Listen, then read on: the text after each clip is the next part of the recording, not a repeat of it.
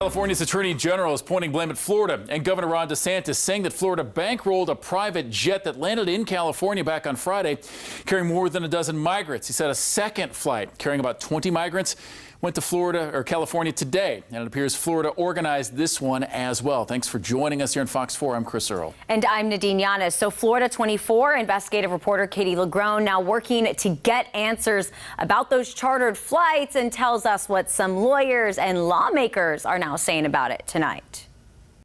9 months ago, Florida Governor Ron DeSantis took credit for transporting nearly 50 Venezuelan men, women, and children from Texas to Martha's Vineyard. It was part of a symbolic move by conservative governors to bring the issue of illegal immigration to the literal doorsteps of sanctuary cities in blue states. Now, California's top lawyers calling out DeSantis and his administration, he says, for doing it again. This is Governor DeSantis' state of Florida. This is his cruel, inhumane, political stunt, manipulating human beings, people, for whatever cheap political points he wants to get in his run for presidency.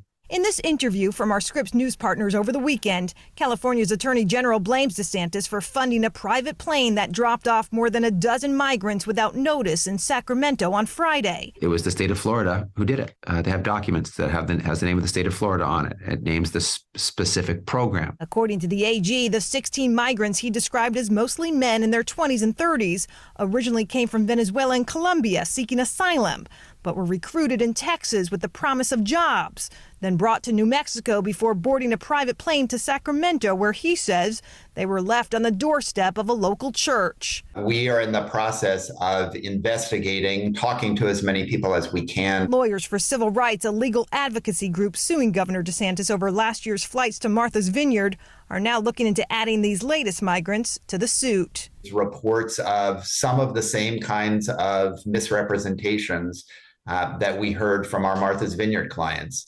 Promises of jobs, promises of housing, if people would board these flights.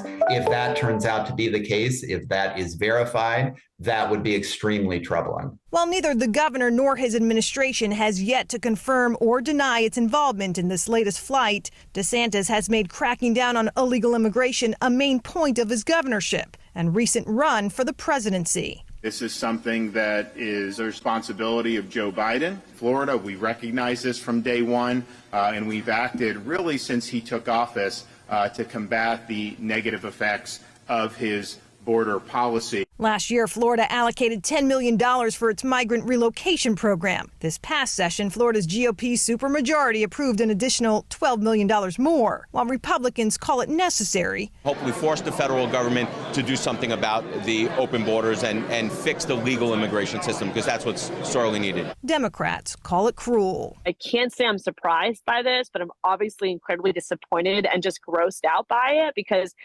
immigration is a serious policy issue in our country, and immigrants are also the backbone of our country. We should not isolate and demonize and continue to use immigrants as political pawns.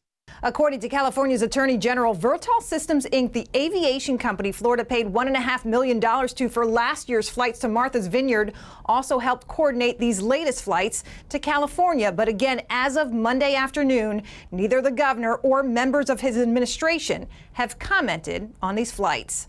I'm Katie LaGrone reporting.